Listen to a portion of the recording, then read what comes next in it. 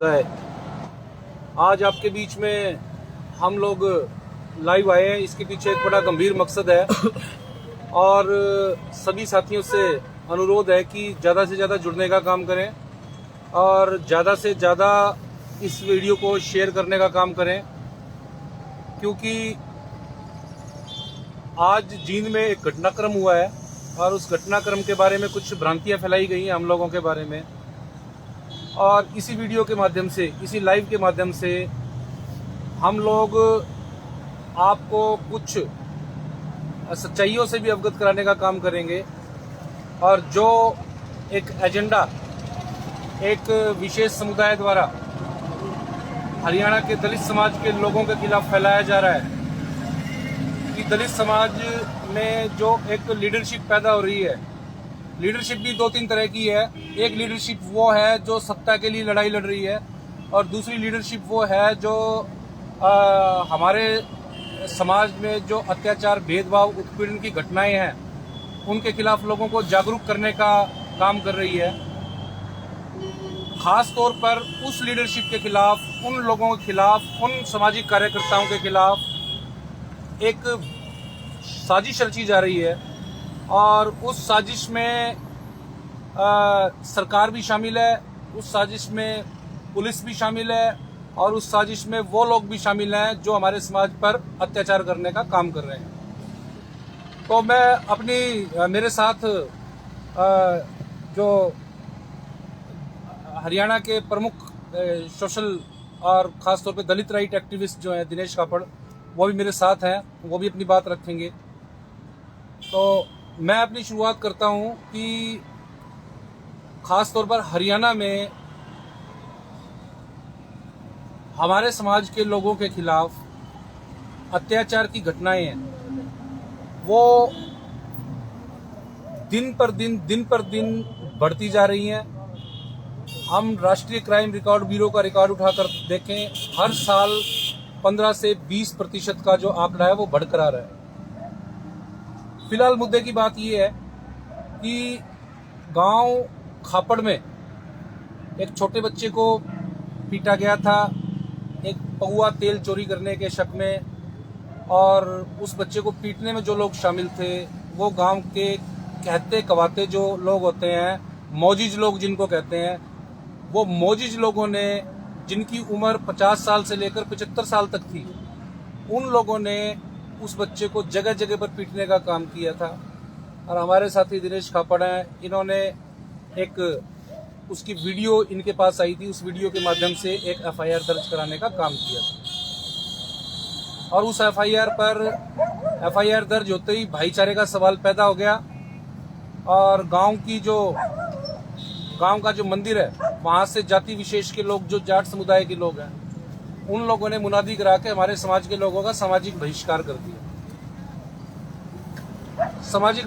दिया। उसमें दूध देना बंद कर दिया, पानी की सप्लाई बंद कर दी, किराने, सब्जी और भी जो सेवाएं होती है, सब तरह की सेवाएं बंद कर दी, जिसके चलते गांव के जो जिंदा लोग थे, जिनके अंदर स्वाभिमान नाम की कोई चीज है, वो सभी के सभी लोग, उन लोगों ने लड़ाई करने का फैसला किया। और आप ये कहें कि उन लोगों को गांव के जातिवादी गुंडों ने गांव से पलायन करने के लिए मजबूर कर दिया। और हम लोग इस समय बैठे हैं यहाँ पर, एक धरना जींद के लघु सचिवालय के बाहर धरना लगा हुआ है। हम लोग यहाँ पर बैठे हुए हैं और यहाँ पर छातर गांव के और खापड़ गांव के कम से कम 15-20 परिवारों के लोग यहाँ पर रह रहे हैं पिछले 80-90 दिनों से। और यहाँ पर आप देख सकते हैं कि किसी तरह की कोई भी सुविधा नहीं है और यहाँ पर खुद ही खाना बनाना, खुद ही सारा का सारा इस तरह का सिस्टम है। इसी तरह का गांव छातर का मुद्दा था। छातर में भी हमारे समाज के बच्चों के साथ मारपीट की गई, जाति सूचक गालियां देकर अपमानित किया गया, हमारे समाज की चौपाल पर आकर पेशाब वगैरह किया गया। उसकी 2-3 एफआईआर हम लोगों ने दर्ज कराई और एफआईआर दर्ज कराने के बाद, जैसा हमेशा होता है आया है, वहां भी भाईचारे का संकट पैदा हो गया। और भाईचारे का संकट पैदा हो गया तो उन लोगों ने कहा कि भाई भाईचारा बनाना है तो मुकदमे वापस ले लो, नहीं तो सोशल बॉयकॉट कर देंगे। और वो सोशल बॉयकॉट उन्होंने कर दिया और जिसके चलते छात्र के लोग भी अब यहाँ पर पलायन करके यहाँ पर धरने पर आए हुए हैं। तीसरा मुद्दा जो है, तीसरा मुद्दा जो ये है कि हरियाणा में आपको पता है कि खाप पंचायतों का बोलबाला है। खाप पंचायत जो है, यहाँ पर एक ही जाति की खाप पंचायतों का बोलबाला है, जाट समुदाय की खाप पंचायतों का बोलबाला है। और वो एक तरह की पैरेलल गवर्नमेंट की तरह काम करते हैं और पैरेलल जुडिशरी की तरह काम करते हैं। वो लोग फरमान जारी करते हैं, तुगलकी फरमान जारी करते हैं कि किस लड़की को कहाँ शादी करनी है, किस लड़के को कहाँ शादी करनी है, किस बिरादरी का क्या रोल है, क्या नहीं है। बड़े बेवकूफाना फैसले इन लोगों ने अतीत में दिए हैं, जिन लोगों इन फैसलों के बारे में अगर आप गूगल पे खाप पंचायतों की करतूत, हरियाणा में खाप पंचायतों की करतूत आप टाइप करके सर्च करोगे तो 1 बाय 1 आपको रिजल्ट आने शुरू हो जाएंगे कि इन खाप पंचायतों ने क्या क्या किए हैं। इन खाप पंचायतों ने लड़का लड़की ने शादी कर ली, बच्चे हो गए, उनको भाई बहन बनाने का काम किया है। इन खाप पंचायतों ने रेप के आरोपी को केवल पंचायत में बुलाकर 10 रुपए का जुर्माना करके छोड़ने का काम किया है। इन खाप पंचायतों ने दलित समुदाय का लड़का अगर किसी सवर्ण समुदाय की लड़की के साथ प्यार मोहब्बत करता है, उसको भरी पंचायत में उसका मुंह काला करने का काम किया है। कुल मिला के बताने का मतलब ये है कि इन लोगों ने इस तरह के असंवैधानिक गैर कानूनी काम करने का काम किया है। और ऊपर से ही फिर ये खाप पंचायत भीड़ का सहारा लेकर अपनी नाजायज करतूतों को जस्टिफाई करने का काम भी करते हैं। फिलहाल ताजा मामला ये है इन खाप पंचायतों का। इन खाप पंचायतों का एक प्रतिनिधि है। जींद में भारत सरकार ने हाल में ही एक रेजुलेशन पास किया था, इसको काट दो। जींद में इन्होंने हरियाणा के सर्व खापों का एक सम्मेलन किया था भारत सरकार के लड़कियों की शादी की उम्र 21 साल के करने पर। उसमें इन्होंने अपनी अपनी बातें रखी। बात रखने के बाद इनके एक प्रतिनिधि ओम प्रकाश धनखड़ ने बयान दिया कि लड़कियों की जो उम्र 21 साल रखी गई है गलत रखी गई है। इससे क्या होगा?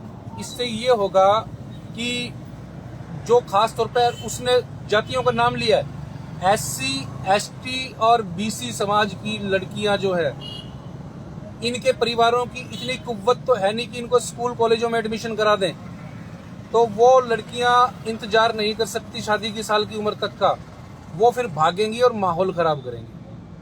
अब इसकी बात का हम विश्लेषण करें। नंबर 1 बात, हमारे समाज की लड़कियों का कैरेक्टर असैसिनेशन इस आदमी ने किया है। मतलब ये कह रहा है कि हमारे समाज की लड़कियां जो है इसके अकॉर्डिंगली 21 साल तक की उम्र की शादी तक वेट नहीं कर सकती। यानी कैरेक्टर की इतनी खराब है, उनकी sexual desire according to this man कि इतनी ज्यादा है कि वो इंतजार नहीं कर सकती, भागेंगी और माहौल खराब कर देंगी। हमारी लड़कियां माहौल खराब कर देंगी समाज का।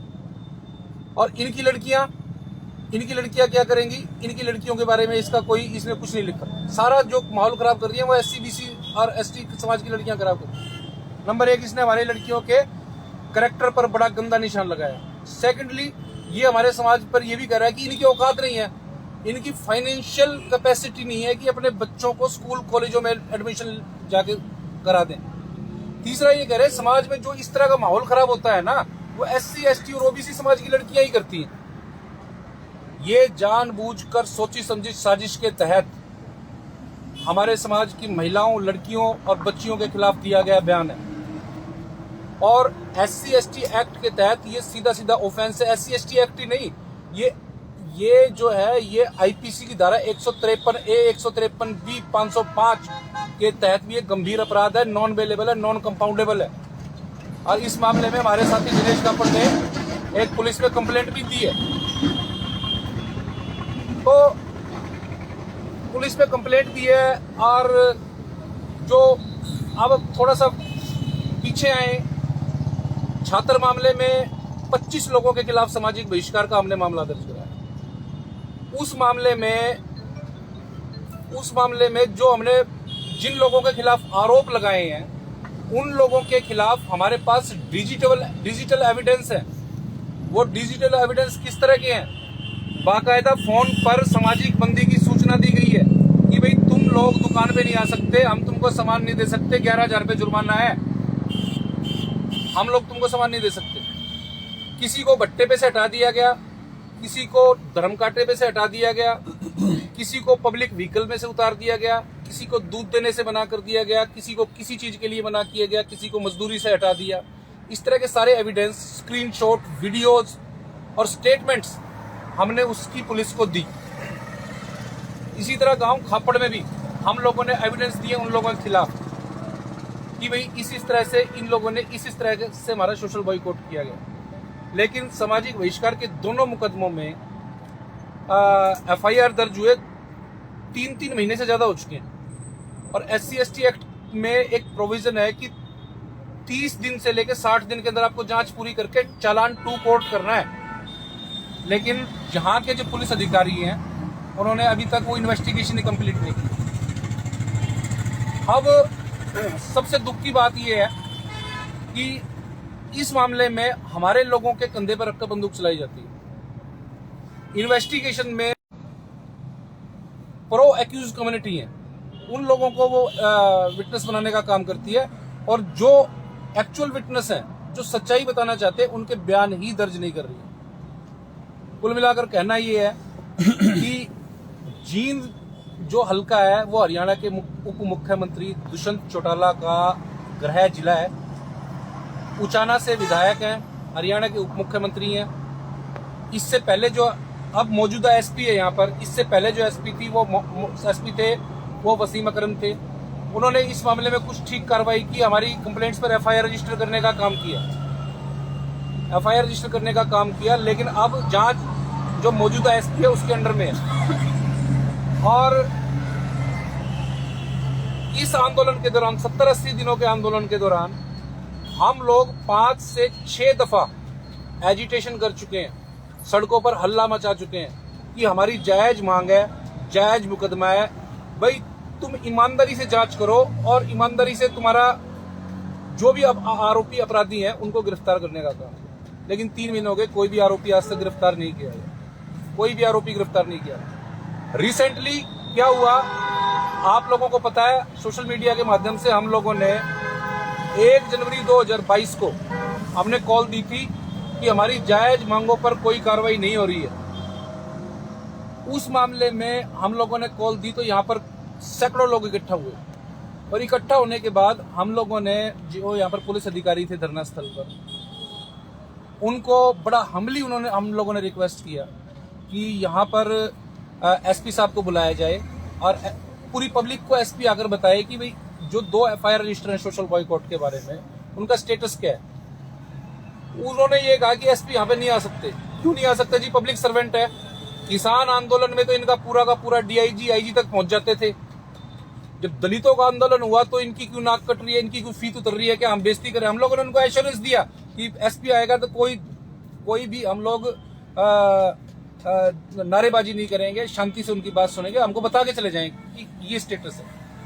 लेकिन 4-5 बार हम लोगों के कहने के बावजूद, हमारे कहने के बावजूद भी हमारे धरने पर एसपी आने के लिए तैयार नहीं हुआ। आपको ये बता दूं, मैं बताना नहीं चाहता था, लेकिन जो एसपी साहब हैं जींद में वो भी जाट कम्युनिटी से, जो DC साहब है यहाँ पर वो भी जाट कम्युनिटी से, जो यहाँ पर SDM साहब हैं उचाना के वो भी जाट कम्युनिटी से, और जो जांच अधिकारी जो हैं धनखड़ साहब, जो जांच अधिकारी है खटखड़ साहब, वो भी जाट कम्युनिटी से। नाम मात्र के लिए एक नए IPS को जांच सौंपी हुई है, लेकिन जांच एक्चुअली जाट समुदाय के अधिकारी कर रहे हैं। उसके केवल साइन लेने का काम किया जा रहा है, उसके कंधे पर रखकर बंदूक चलाई जा रही है। तो एसपी वहां पे आने के लिए तैयार नहीं हुआ, तो हम लोगों ने कहा कि हम लोग एसपी के सामने जाके नारे लगाएंगे करके। और हमारी भीड़ में महिलाएं भी थी, हमारी भीड़ में बच्चे भी थे, हमारी भीड़ में बुजुर्ग भी थे। 3 बार हमारे ऊपर उन्होंने लाठीचार्ज किया, हम लोगों को बेइज्जत करने का काम किया, हमारी महिलाओं के साथ मिसबिहेव, अभद्रता की गई, जिसका सारा का सारा हमारे पास वीडियो एविडेंस भी है। लेकिन इसके बावजूद भी एसपी साहब बाहर निकल कर नहीं आए, और हमको ये दिखाया गया कि तुम लोग दलितों, तुम्हारी कोई औकात नहीं है। जो उस खाप पंचायत के प्रतिनिधि ने कहा था, उसने हमारी औकात दिखाने की कोशिश की थी, वही औकात एसपी ने हमको दिखाने की कोशिश की। हालांकि कहने को कॉन्स्टिट्यूशन लागू हुए 70 साल हो गए हैं, आर्टिकल 17 जो कहता है कि भाई अछूतपने को, अस्पृश्यता को, अनटचेबिलिटी खत्म हो गई है, लेकिन आज भी हमारे साथ अस्पृश्यता जारी है।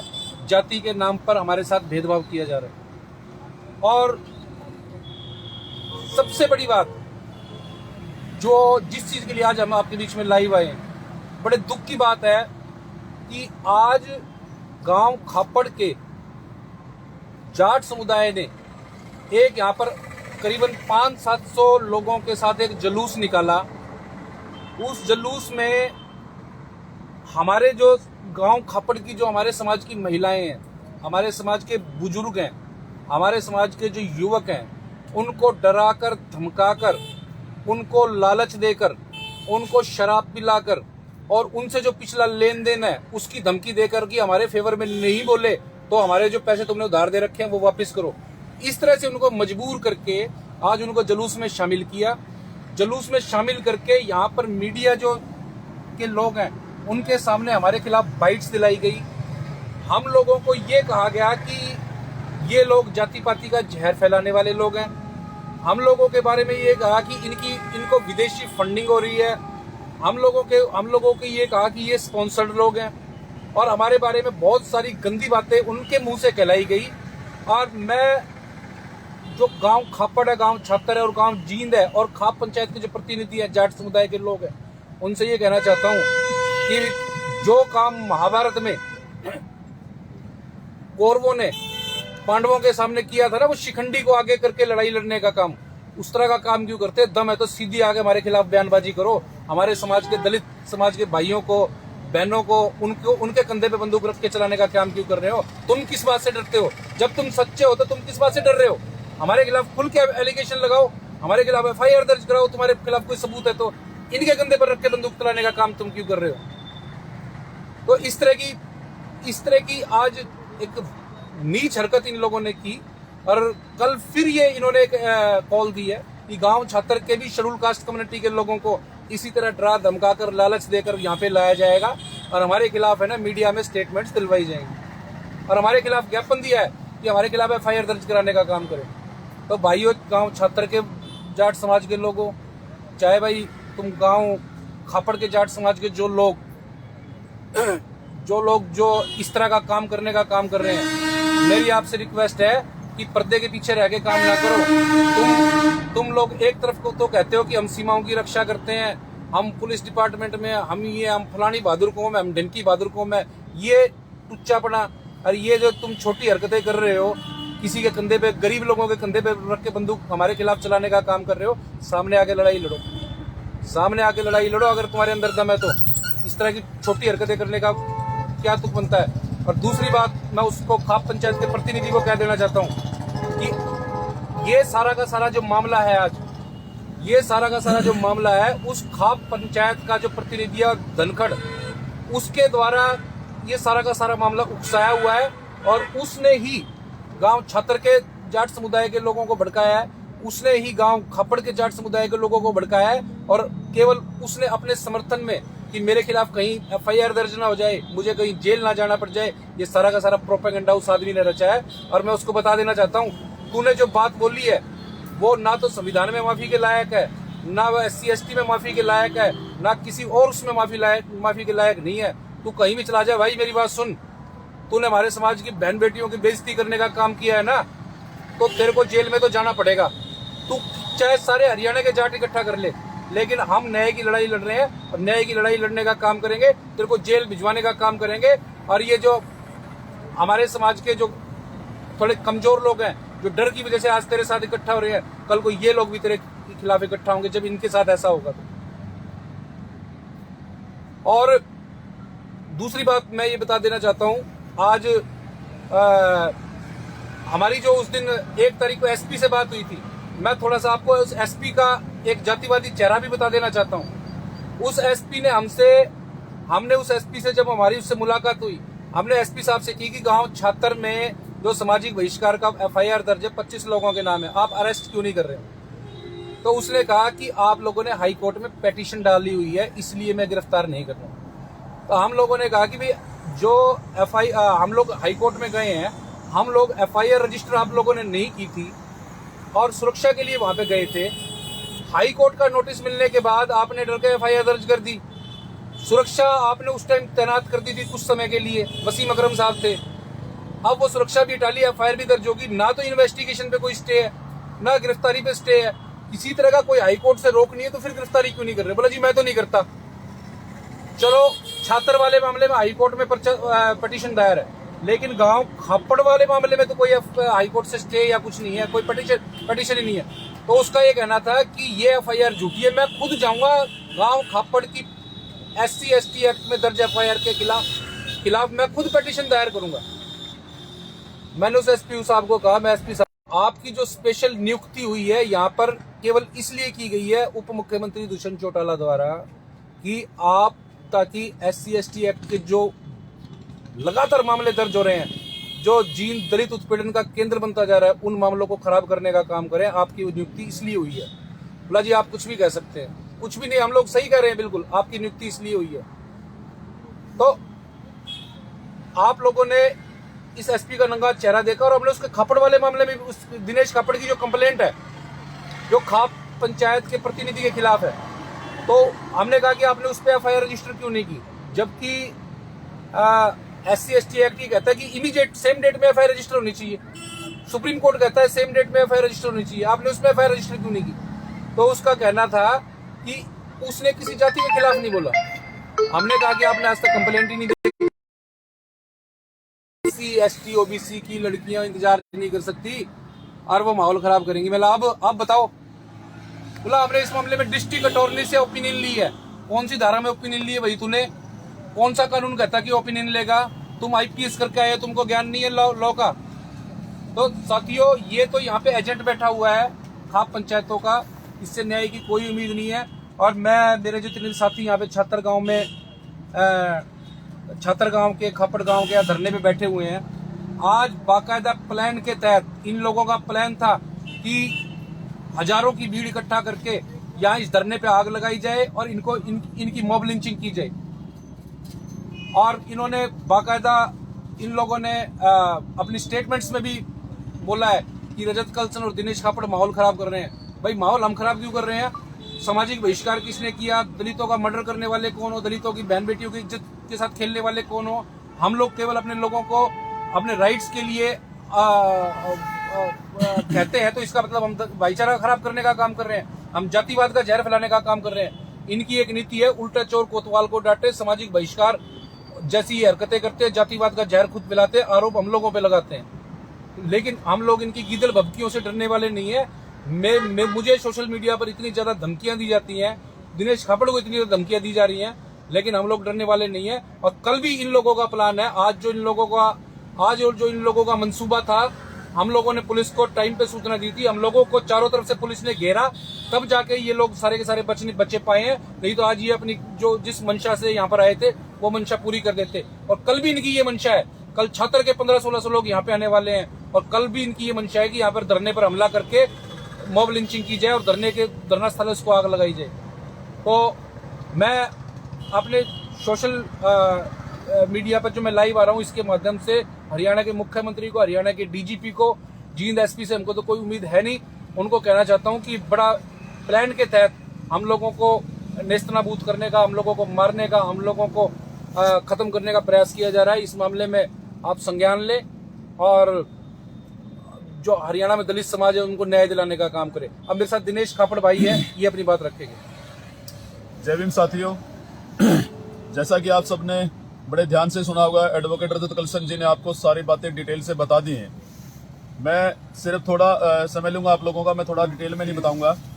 मैं बस इतना कहना चाहूंगा, आज जो बड़ा हाई प्रोफाइल ड्रामा जींद के अंदर हुआ, आप लोगों को सोशल मीडिया के माध्यम से और लगातार जींद में जो ये धरना चला हुआ है पिछले 78 दिन से, आप लोग जो भी हमारे इस मिशन से जुड़े हुए हैं, जो एट्रोसिटी की घटनाओं पे, अत्याचार की घटनाओं पे लगातार अपडेट रहते हैं, उनको सब पता है कि गांव खापड़ और छात्र का और जो खरक गादिया का मामला है, उन पीड़ितों को लेकर के जींद में ये अनिश्चितकालीन धरना चला हुआ है। आज जो कुछ जींद में हुआ, सुबह से आप हमारी पोस्टों के जरिए अपडेट थे कि गांव खापड़ के लोग और आसपास के लोग, ज्यादातर जाट कम्युनिटी के लोग गांव खापड़ से हमारे समाज के लोगों को लेकर के जींद में आए उन्होंने जींद में एक बैनर बनवा के उस बैनर के नीचे एक रोष प्रदर्शन जींद में किया और डीसी साहब को एक ज्ञापन सौंपा और उन्होंने मीडिया के सामने आके बाइट भी दी। मेरे पास अभी तक सारी जितनी भी उन्होंने बाइट दी थी उनके अभी तक लीक मेरे पास आई नहीं है। उन्होंने क्या मेरे खिलाफ बयान दिया है, एडवोकेट रजत कलसन के खिलाफ उन्होंने क्या बोला है, वो ज्ञापन में क्या लिखा है, ये तमाम जब तक ये सारे बयान मेरे पास नहीं आ जाते, ज्ञापन की कॉपी मेरे पास नहीं आ जाती, तब तक मैं इस चुप्पी साध के रखी है इस मामले में कि मैंने उन लोगों ने जो मेरे पे आरोप लगाए हैं मैंने उनका जवाब क्या देना है। बस मैं आप लोगों को एक बात क्लियर कर देना चाहता हूं कि उन लोगों ने आज जींद में आके जो जहर घोलने का जो काम किया है और असली मुद्दों को दबाने का जो काम किया है, असली मुद्दे से ध्यान हटाने का जो काम किया है, मैं एक बात वो सारा अपने समाज के लोगों के जरिए किया गया है। जो ज्ञापन का हमने पता लगाया है, ज्ञापन उन लोगों ने अपने जो जाट कम्युनिटी के लोग हैं उन्होंने अपने लोगों के कंधे पे धर के बंदूक चलाई है। मतलब वो एससी समाज के लोगों ने ज्ञापन दिया है और उसके पीछे ताकत सारे उनके समाज की थी। तो जैसे वो ज्ञापन की कॉपी हम पढ़ेंगे और वो वीडियो जो उन लोगों ने हमारे खिलाफ बयान दिए हैं मीडिया के वो लीक हमारे पास आएंगे, मैं तमाम उनके सवालों के जवाब आपके सामने दूंगा। और मैं सिर्फ एक बात आप लोगों को क्लियर कर देना चाहता हूँ, आप लोग उनके द्वारा लगाए गए आरोप, जो आज उन लोगों ने आरोप हमारे ऊपर लगाए हैं, एडवोकेट रजत कलसन के ऊपर और मेरे ऊपर जो आरोप उनके द्वारा लगाए गए हैं, आप उनसे बिल्कुल भी गुमराह ना होए। मैं क्लियर करता हूं कि आप जब भी आपको लगे कि हाँ उन लोगों ने ये अनाप शनाप आरोप लगाए हैं, मैं आपसे बस एक निवेदन ये करता हूं कि आप ये धरने पे हम यहाँ जींद में बैठे हैं, आप हमसे मिलके हर एक सवाल का जवाब हमसे ले सकते हैं, हर एक आरोप पे हमारा स्पष्टीकरण हमसे ले सकते हैं। आपको कहीं भी ये नहीं लगेगा कि हम लोग कहीं भी कुछ गलत कर रहे हैं। बस हमारी जो क्या नाम है लड़ाई है वो जुल्म जाति और शोषण के खिलाफ हमारी लड़ाई है। गांव खापड़ में जिस तरह उस बच्चे को पीटा गया, 11 साल के बच्चे को पीटा गया, आपने वो वीडियो भी अच्छे से देखी होगी, किस तरह वो मासूम बच्चा किलकारियां मार रहा है, उसका दर्द आप लोगों के कानों में जरूर गया होगा उसकी आवाज के जरिए। उसी मामले में जब उस परिवार को धमकाया गया, डराया गया, मजबूरी में उस मामले में मेरे को आगे आना पड़ा, मुकदमा दर्ज करवाना पड़ा। और उसके बाद जैसे हम उस मामले में जब गांव के लोगों की, जाट कम्युनिटी के लोगों की पंचायतें हुई तो पंचायतों का हमने प्रेशर नहीं माना, उनकी धमकियां हमने नहीं सहन करी और हमने उस मामले में समझौता करने से मना किया। तो गांव में हमारा सामाजिक बहिष्कार किया गया। यही गांव छात्र में हुआ जहां गुरमीत के साथ झगड़ा हुआ, गुरमीत ने उन लोगों के खिलाफ एफआईआर दर्ज करवाई और गुरमीत ने, उसके परिवार ने, पूरे मोहल्ले के लोगों ने गांव छात्र में सामाजिक जो आरोपियों के खिलाफ जो एफआईआर दर्ज करवाई थी उसमें गुरमीत ने समझौता नहीं किया। तो गांव के जाट कम्युनिटी के लोगों ने वहां मिलकर के पूरे मांगू मोहल्ले का, हमारे दलित समाज के मोहल्ले का सामाजिक बहिष्कार कर दिया। और यही लड़ाई हम पिछले 4 महीने से लड़ रहे हैं, एडवोकेट रजत कलसन और मैं और आप सबके सहयोग से इस लड़ाई को लड़ रहे हैं। और अब जब पुलिस प्रशासन और हरियाणा सरकार प्रेशर में है, आप लोगों की ताकत की वजह से, जो एक तारीख को जींद के अंदर जो आप लोगों ने आंदोलन किया, खास करके जो खाप प्रतिनिधि धनखड़ है जिसने SC ST और OBC समाज की लड़कियों के बारे में जो इतनी अपमानजनक टिप्पणी बयान दिया और उनके चरित्र को लेकर उन्होंने इतना आगे तक जाके कहा, इतना मतलब आज के समय में इतना अपमानजनक बयान हमारी बहन बेटियों के बारे में, जब उस मामले में हमने आगे आकर के मुकदमा दर्ज करवाने के लिए कंप्लेन SP जींद को दी, तब से लेकर के 27 दिसंबर को उनका बयान आया था और 23 दिसंबर को बयान आया था, 27 दिसंबर को हमने कंप्लेन दी थी। तब से लेकर के खाप चौधरियों को इस बात की और भी ज्यादा जलन हो गई कि हरियाणा प्रदेश के अंदर ये 2 ही लोग हैं, रजत कलसन और दिनेश खापड़, जो दलित समाज के मुद्दों को उठाते हैं, उनकी पीड़ा में उनके साथ खड़े होते हैं और इसी बात की इन लोगों को जलन है। और ऐसे जैसे मेरे से पूरा रजत कलसन जी ने बोले आपके सामने कि इन लोगों ने जैसे हमारे लोगों के कंधे पे धर के बंदूक चलाई है। अगर इन लोगों में हिम्मत है, अगर ये लोग सही हैं, तो ये अपना ज्ञापन पत्र दें यहाँ पे SP को, जींद को या DC को या मुख्यमंत्री को। आपको क्या शिकायत है हमसे, क्या हमारी कमियां हैं, आप ज्ञापन दें और जांच करवाएं। अगर आप लोगों में कमियां हैं, वास्तव में कमियां हैं, इसलिए आप लोगों ने यह जग जाहिर कर दिया कि आज आपने हमारे समाज के लोगों को मोहरा बनाया और उन लोगों को मोहरा बनाया जिन लोगों के बीच में मैं पला बड़ा हूं, मेरा बचपन उनकी गलियों में गुजरा है, उस मोहल्ले में गुजरा है। वो मेरे चाचे ताऊ, मेरी चाचिया, सारे जो उनके लोगों के बकाव में आज यहाँ पे आए हुए थे। जब गांव खापड़ के अंदर 4 सितंबर को हमारा सामाजिक बहिष्कार किया गया, तो मेरे अपने लोगों ने मेरे खिलाफ और मेरे साथियों के खिलाफ गांव के जाटों को एफिडेविट दिए कि हम इस लड़ाई में आपके साथ हैं, दिनेश और नरेश, अनिल और विक्रम और किशन के परिवार के साथ नहीं है।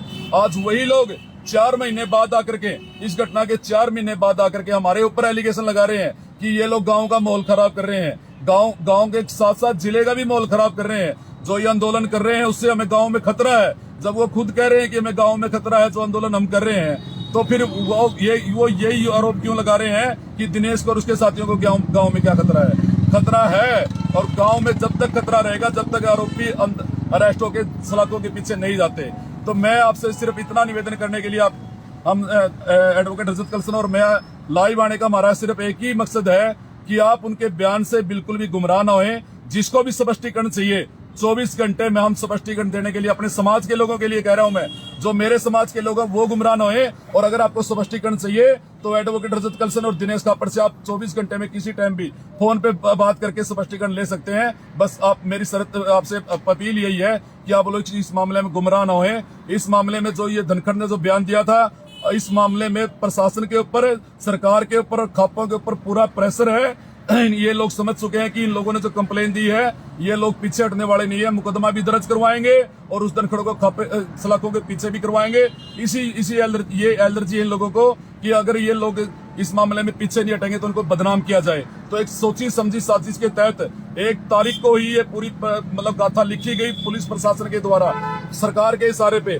और तब जाकर के इन लोगों ने कल हमारे पूरे समाज को हमारे खिलाफ खड़ा किया और आज जींद में लाकर के प्रदर्शन में शामिल करके हमारे खिलाफ अनाप शनाप बयान दिलवाए। तो साथियों, काफी लंबे समय हम आप लोगों से होकर बातचीत करते हुए बस हमारा यही कहना था कि आप लोग गुमराह ना हुए। साथियों, ये जो हमारे खिलाफ एलिगेशन लगाए गए हैं, मैं इन एलिगेशंस पर किसी तरह की कोई सफाई देने की जरूरत नहीं समझता, ना हम देंगे। नंबर 2 बात, ये जो खाप पंचायत का प्रतिनिधि है धनखड़, वो अगर इस बात को सुन रहा हो तो ध्यान से सुन लियो भाई। युवराज सिंह, युविका चौधरी, मुनमुन दत्ता, बाबा रामदेव, तेरी औकात तो इनके सामने कुछ भी नहीं है। इनको हमने कोर्ट में लाके खड़ा कर दिया, गिरफ्तार होना पड़ा, बेल लेनी पड़ी, और तेरे को, इनकी तो बहुत बड़ी औकात थी, ये तो पता नहीं कहां से कहां पहुंच गए थे। तू तो तैयार रही हो जेल में जाने के लिए, तेरे को माफ नहीं करेंगे, तेरे को माफ नहीं करेंगे। और तू है ना, नाक रगड़ रगड़ के माफी मांगेगा तो भी तेरे को माफ नहीं करेंगे। और तू चाहे हरियाणा में कितने दंगे फसाद करा दियो, तेरा जेल में जाना तय है। ये आज हमने कह दिया तेरे को। सभी को जय भीम, जय भारत। जय भीम साथियों।